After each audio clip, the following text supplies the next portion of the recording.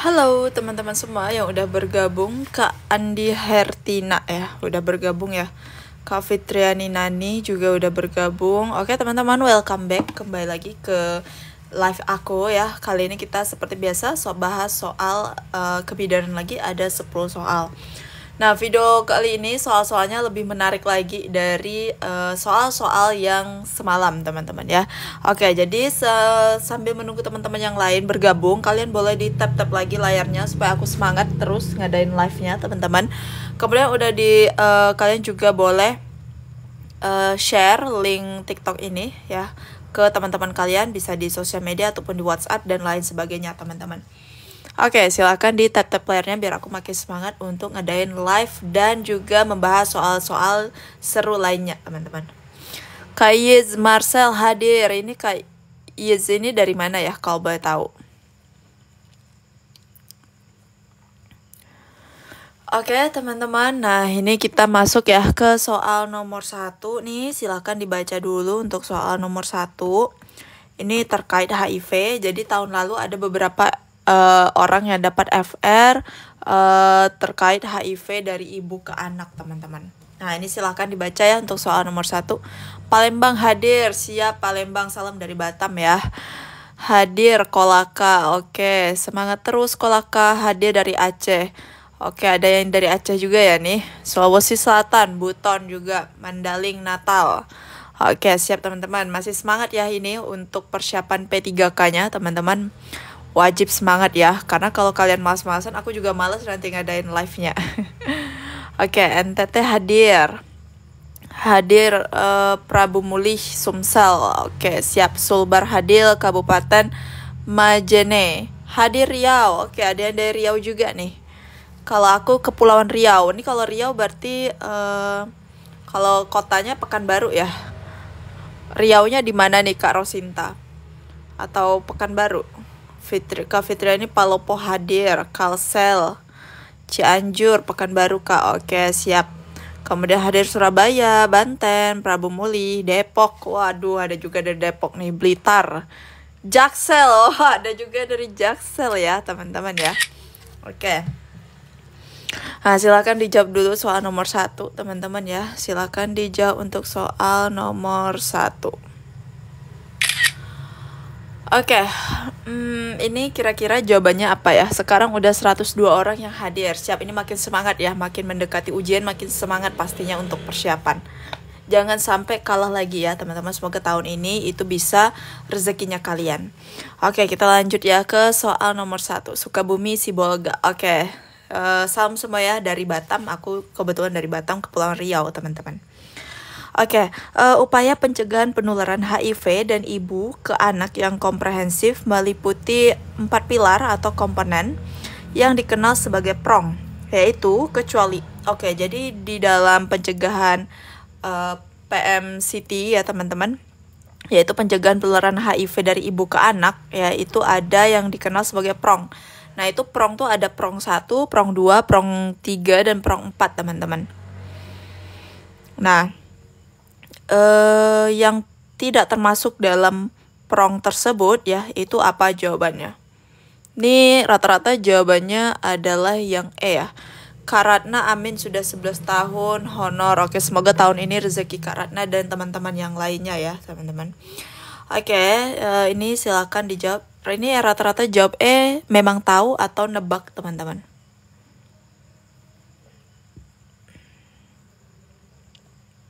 Sudah tahukah atau memang nebak aja nih? Untuk jawaban E. Nebak Kak. Oke, siap, ada yang nebak ya. Atau ada yang tahu? Siapa tahu tebakannya bener ya. Jadi nanti kalau ujian misalnya ada yang kurang tahu atau yang nggak tahu, semoga tebakannya juga benar ya teman-teman ya. Oke, tahu. Oke, ada yang tahu. Buat kakak sehat selalu ya kak. Siap, sehat-sehat juga buat Kak Middle AZ.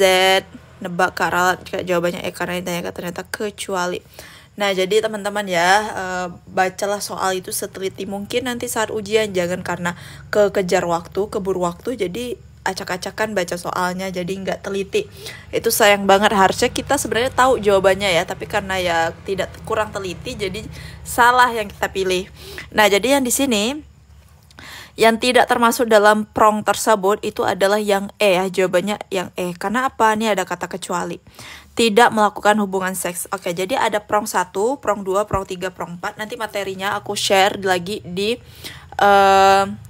grup Telegram ya. Jadi teman-teman yang udah bergabung ke grup Telegram silahkan ditunggu aja, nanti bakalan di-share oleh admin. Nah, yaitu yang termasuk dalam kategori prong ini ya, istilah prong ini yaitu pencegahan penularan HIV pada perempuan usia reproduksi. Nah, ini masuk. Ini prong 1 kalau nggak salah aku. Kemudian yang B, pencegahan kehamilan yang tidak direncanakan pada perempuan perempuan HIV positif, ini benar. Pencegahan penularan HIV dari ibu hamil ke bayi yang dikandungnya, ini juga benar. Dukungan psikologi, sosial, dan perawatan kesehatan selanjutnya kepada ibu yang terinfeksi HIV dan bayi serta keluarganya. Nah, ini benar ya. Jadi yang tidak termasuk upaya pencegahan penularan HIV dari ibu ke anak itu adalah yang E ya teman-teman. Jadi untuk soal nomor 1 jawabannya adalah yang E. Nama telegramnya apa Kak? Untuk Kak Ikan, telegram aku tuh bentuknya private ya. Jadi bisa kalian dapatin grup telegramnya setelah pembelian ebook bidan tahun 2024. Nah, untuk pembelian ebook bidan 2024 nanti aku share di akhir live ya. Jadi silakan ditonton aja ini live-nya sampai akhir ya. Jadi sekarang kita fokus ke pembahasan soal dulu. Oke, kita lanjut ke soal nomor 2. Silakan dibaca teman-teman. Oke, saat ini sudah bergabung 132 orang. Oke teman-teman, silakan dijawab dulu ya soal nomor 2 nih. Seorang wanita 26 tahun hamil anak kedua tidak pernah keguguran, usia kehamilan 36 minggu datang ke BPM, mengeluh perut mulas dan keluar air-air dari kemaluan. Hasil pemeriksaan tanda-tanda vital dalam batas normal, Presbo, TBJ ya, ini bukan P tapi TBJ. 4.000 gram, glukosa urin negatif, bidan, ini ketinggalan lagi I-nya. Bidan memutuskan merujuk tetapi keluarga menolak dengan alasan ekonomi. Jika bidan memutuskan untuk menolong persalinan, tindakan apa yang harus dilakukan? Gabung tele dong kakak. Oke, jadi untuk gabung tele ya, telegram aku bersifat private. Jadi buat kalian yang mau bergabung ke grup telegram aku, pastikan kalian sudah punya ebook tahun 2024.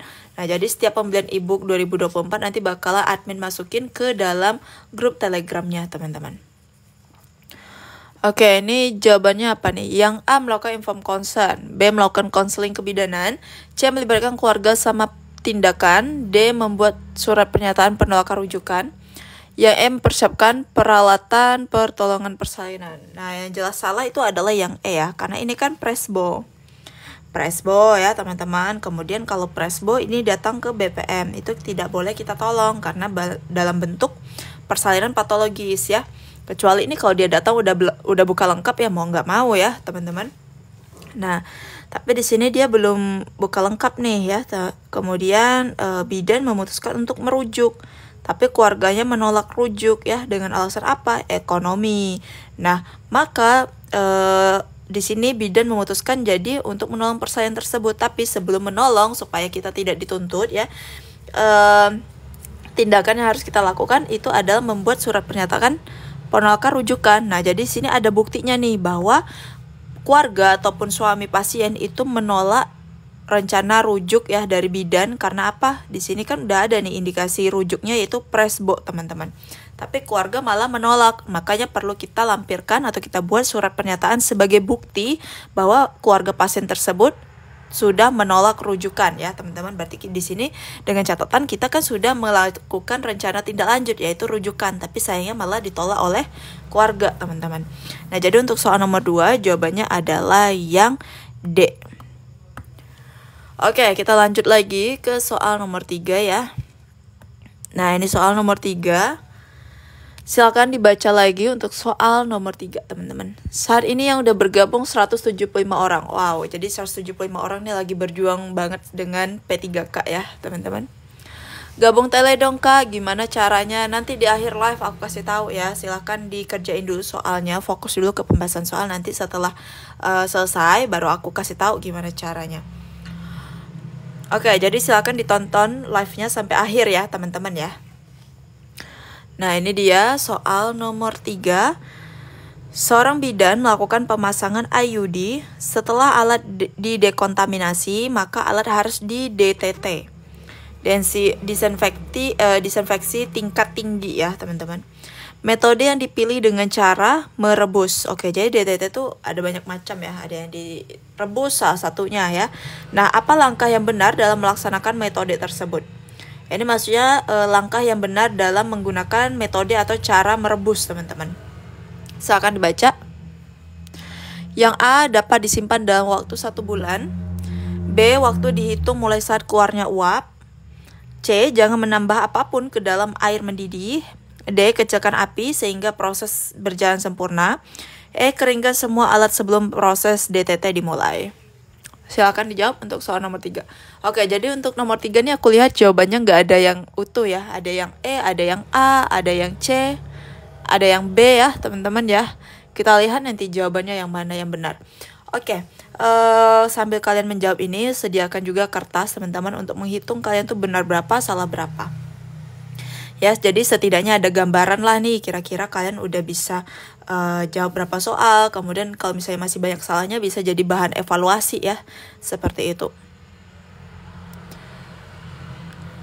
Oke, kita bahas aja ya teman-teman, karena nih aku bentar lagi dinas malam, jaga malam, jadi agak ya buru-buru teman-teman. Oke. Nah, di sini langkah yang benar dalam melaksanakan metode merebus ya, kita lihat. Yang A, dapat disimpan dalam 1 bulan. Oke, jadi untuk metode merebus itu dapat disimpan bukan dalam waktu 1 bulan ya teman-teman, tapi dalam waktu 1 minggu. Nanti materinya aku kasih ya. Dapat disimpan dalam waktu 1 minggu, bukan 1 bulan. Kemudian yang B, waktu dihitung mulai saat keluarnya uap. Yang B, waktu dihitung ya, itu teman-teman bukan saat keluar uap, tapi saat air mendidih lamanya ya teman-teman ya. Namanya melakukan proses tersebut dihitung saat air mulai mendidih. Nah, kemudian yang C, jangan menambah apapun ke dalam air mendidih. Nah, yang C ini benar ya. Kemudian yang D, kecilkan api sehingga proses berjalan sempurna. Nah, ini tidak ada disuruh mengecilkan api ya teman-teman. Apinya harus tetap stabil aja teman-teman. Nah, kemudian yang E, keringkan semua alat sebelum proses DTT dimulai. Oke, jadi pengeringan alat itu dilakukan setelah proses DTT, yaitu dengan cara diangin-anginkan saja, teman-teman. Nah, jadi di sini langkah yang benar dalam melaksanakan metode DTT dengan cara direbus itu adalah yang C, jangan menambah apapun ke dalam air yang mendidih. Ya, jadi seperti itu. Untuk soal nomor 3, jawabannya adalah yang C. Kita lanjut lagi ya ke soal nomor 4. Nah, ini dia soal nomor 4. Ini soal keluar tahun lalu ya, terkait tujuan desa siaga, teman-teman. Silakan dibaca. Tujuan desa siaga, tujuan SMD, tujuan MMD itu keluar tahun lalu, ada beberapa yang dapat. Spill buku Kak. Nanti ya di akhir live ya, teman-teman. Jadi saat ini kita fokuskan dulu nih untuk pembahasan soal. Jadi Kakak tonton live-nya sampai akhir ya. Waduh, terkecoh mah aku. Lain kali hati-hati ya Kak Midal ya. Kurang lebih emang soal-soal ujian tes itu pasti suka mengecoh, membuat kita pusing sendiri, ditambah lagi dengan kejar-kejaran dengan waktu. Nah, tujuan desa siaga ini gampang banget ya. Untuk tujuan desa siaga itu adalah mewujudkan masyarakat sehat, peduli, dan tanggap terhadap masalah kesehatan di wilayahnya, teman-teman. Oke, jadi untuk soal nomor 4 tuh jelas banget jawabannya adalah yang A.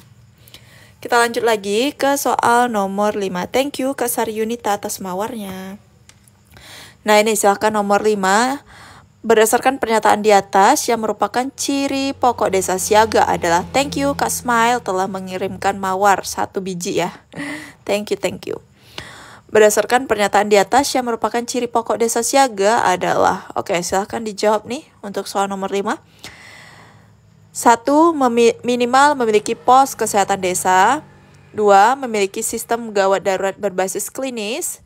3. Memiliki sistem pembiayaan kesehatan secara mandiri. 4. Masyarakat berperilaku hidup bersih dan sehat. Oke. Ada yang B, ada yang A ya. Kira-kira mana nih yang benar, B atau A nih? Oke, ada juga yang E. Nah, jadi teman-teman, terbanyak yang dikirim adalah yang B. A kayaknya. Oke, jangan kayaknya ya teman-teman. Aku langsung aja ya jelasin aja biar lebih jelas. Nah, ciri-ciri utama atau ciri pokok desa siaga itu yang pertama, minimal memiliki pos kesehatan desa. Ini udah paling jelas banget nih, punya poskesdes ya teman-teman. Gimana mau terwujudnya desa siaga kalau tidak punya fasilitas kesehatannya ya? Salah satunya harus punya vaskesnya, yaitu poskesdes. Nah, kemudian yang kedua itu dia harus memiliki sistem gawat darurat yang berbasis masyarakat ya teman-teman. Jadi yang nomor 2 ini tidak termasuk karena berbasis klinis. Di desa siaga sistem gawat daruratnya itu bukan berbasis klinis tapi berbasis masyarakat teman-teman. Masyarakat. Nah, kemudian memiliki sistem pembiayaan kesehatan secara mandiri. Ini benar. Nah, kemudian yang keempat, masyarakat PHBS atau berperilaku hidup bersih dan sehat. Nih benar. Nah, maka ciri pokok desa siaga itu jatuh di nomor 1, 3, dan 4. Jawabannya adalah yang B, teman-teman. Gitu ya. Oke, jadi nomor 5 jawabannya adalah yang B. Kita lanjut lagi ya ke soal nomor 6. Thank you Kak Smile atas mawarnya yang kedua kalinya ya.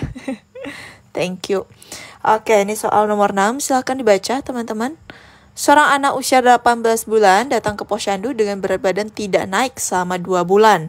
Apakah tindak lanjut yang dilakukan oleh bidan? Sama 2 bulan berarti sama 2 kali tidak naik ya teman-teman. Ini kalau lambangnya di KMS apa nih teman-teman?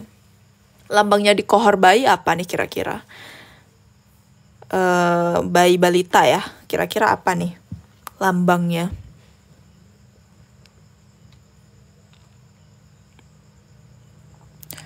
T2 Kak, ya T2 ya, 2T ya.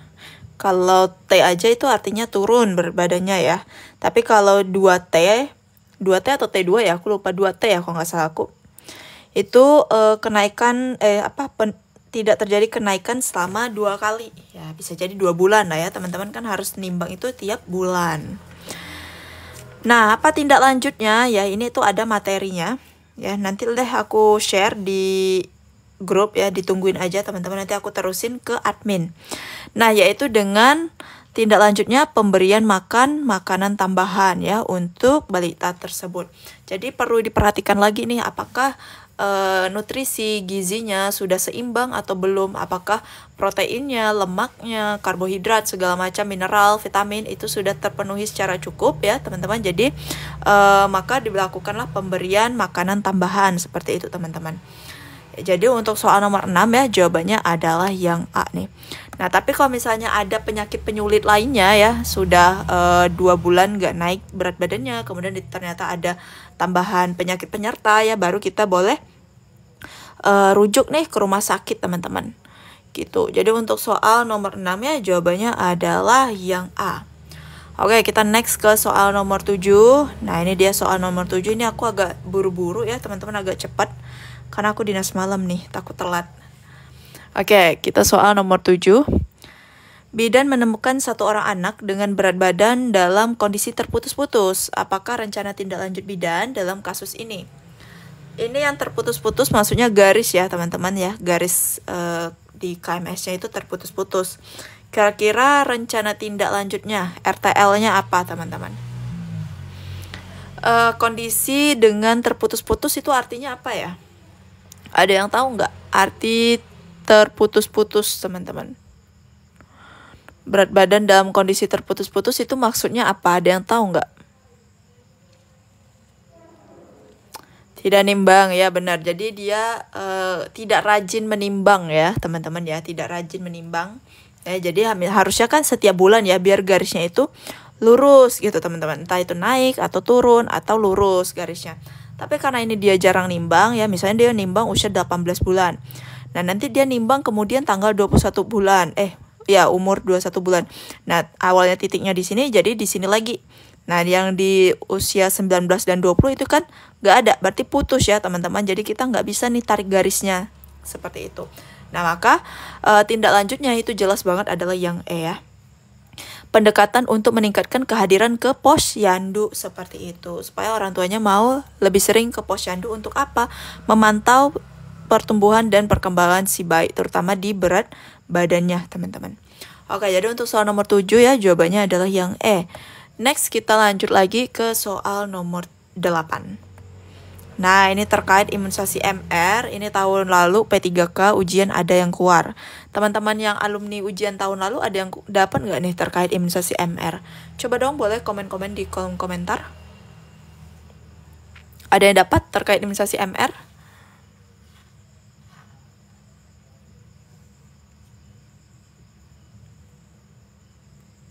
Ada, oke. Ada Kak. Soalnya mirip nggak kayak gini, atau kurang lebih, atau tipis-tipis, atau nggak mirip sama sekali? Oke, ada yang dapat, ada yang enggak ya. Jadi emang setiap orang tuh jenis soalnya beda-beda, teman-teman. Setiap orang itu jenis soalnya memang berbeda-beda, karena paket soal yang dibikin oleh BKN tuh banyak banget.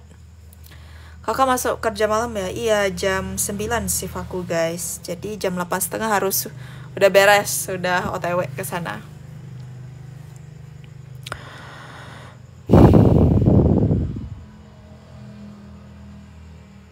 Salah satu tujuan pemberian imunisasi MR adalah kapan bimbelnya mulai Kak? Nanti masih on proses ya teman-teman.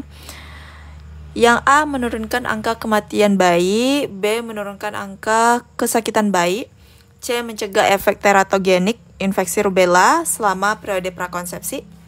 D, mencegah infeksi campak dalam masa kehamilan. Yang F, mencegah kematian akibat rubella pada kelompok usia dewasa muda.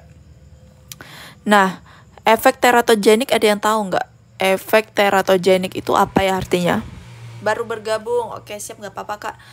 Walaupun kita masih ada 2 soal lagi ya, nanti walaupun ketinggalan nanti di akhir aku ulang lagi kok untuk biar bisa di SS. Efek teratogenik itu apa ya? Ada yang tahu nggak?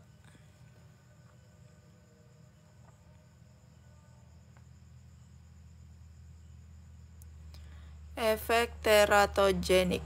Dinas malam Kak, iya dinas malam. Kak Nur Isruk dinas malam juga kah? Ya, jadi teratogenik itu adalah kelainan kongenital, teman-teman. Efek teratogenik itu adalah kelainan kongenital, ya.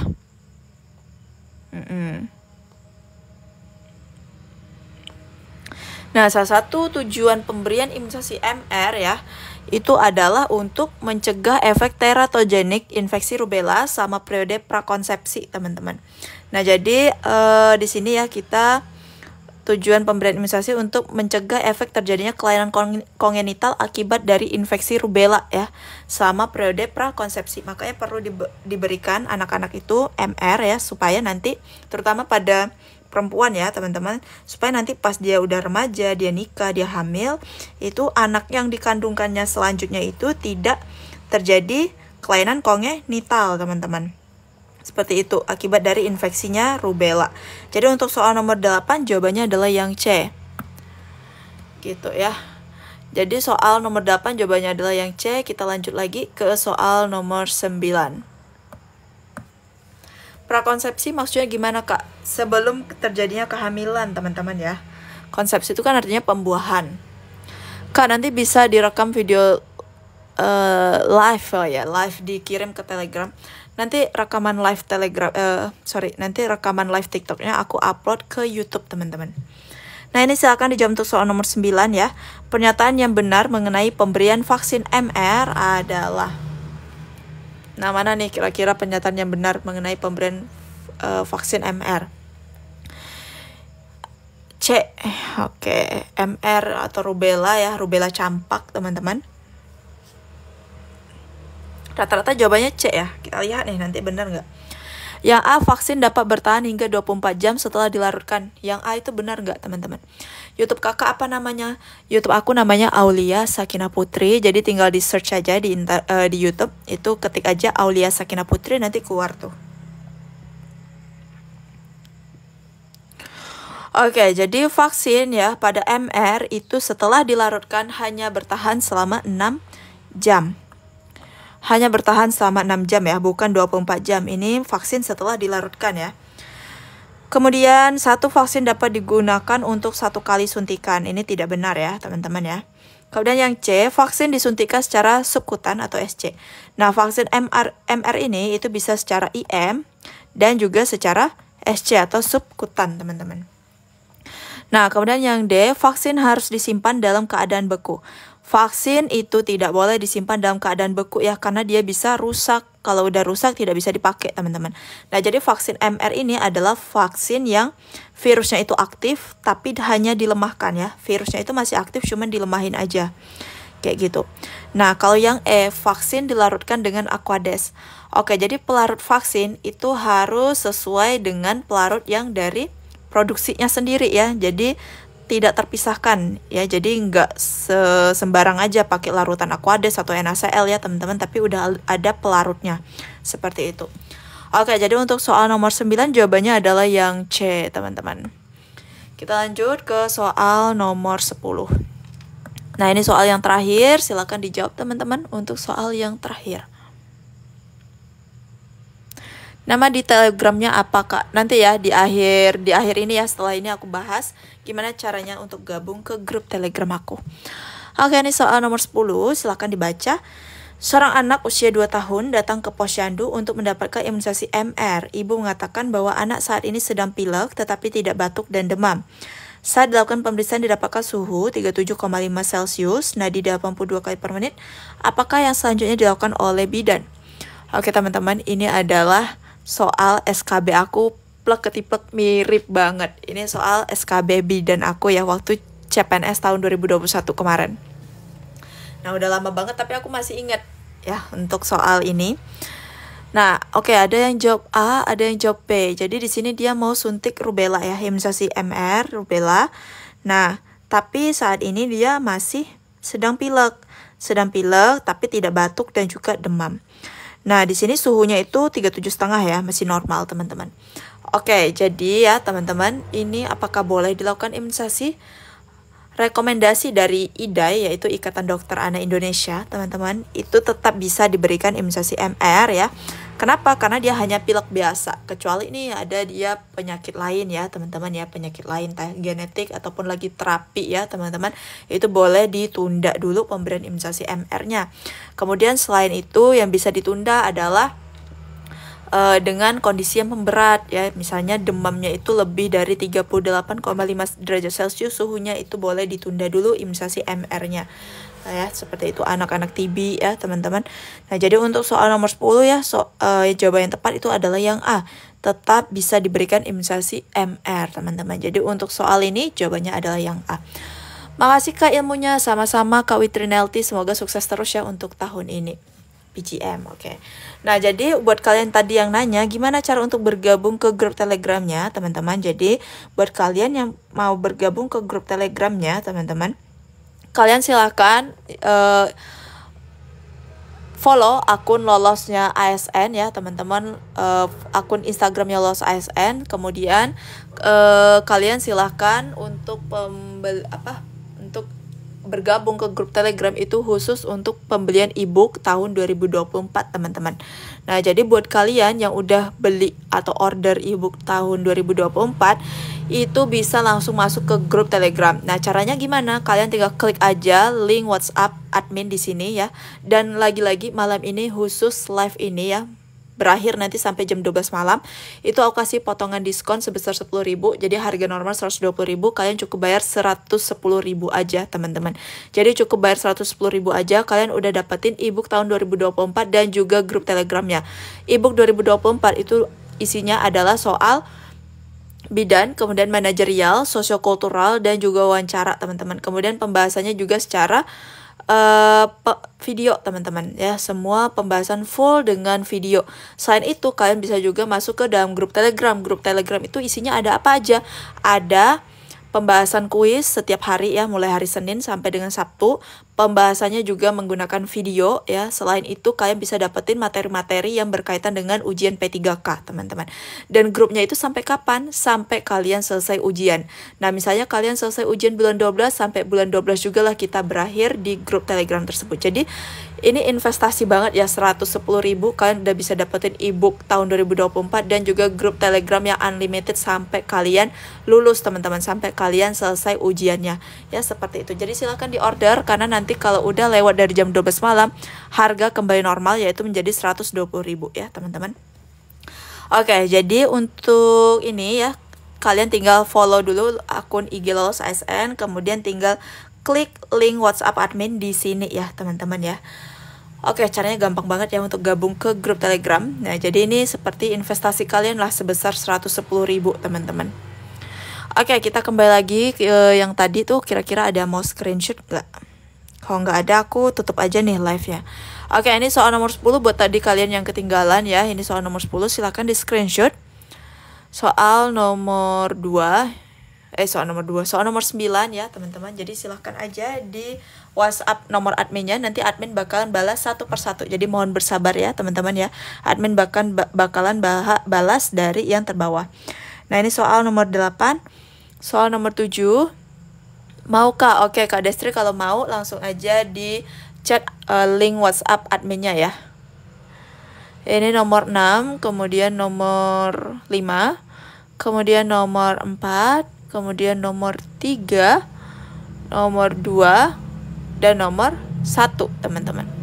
Oke, ini teman-teman ya, thank you banget yang udah bergabung ke live aku untuk hari ini. Dan besok hari besok hari Jumat kita juga masih lanjut live seperti biasa jam 7 malam, teman-teman ya. Jadi jangan sampai ketinggalan, silakan dinyalakan lonceng notifikasinya ya. Dan ya, cukup sekian, thank you banget buat kalian yang udah berpartisipasi dan udah nonton live ini. Dan semoga buat kalian yang lagi persiapan lulus tahun ini dan rezeki kalian di tahun ini juga, dan bisa menyusul seperti teman-teman kalian yang udah lulus. Oke, salam sukses dari aku buat kalian semua. Semangat terus ya, jangan menyerah. Belajarlah persiapan sedini mungkin, teman-teman, biar kalian bisa mengalahkan pesaing-pesaing kalian di luar sana. Oke, sekian dari aku izin live dulu. Bye-bye.